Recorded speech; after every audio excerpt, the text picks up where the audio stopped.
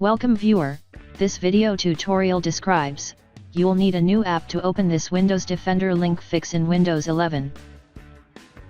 Type PowerShell in Windows search bar, right-click Run as administrator.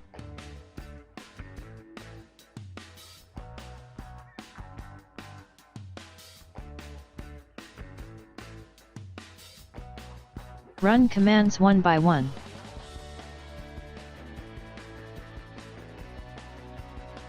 Type Y to continue.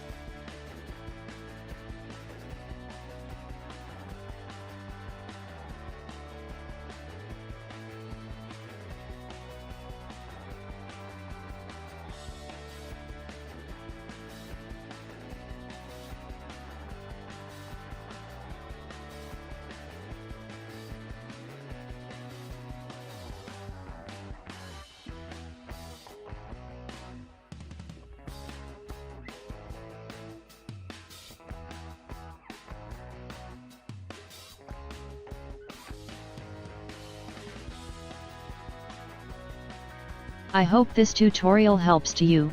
Please like, share and don't forget to subscribe our channel. Thank you very much. See you next video.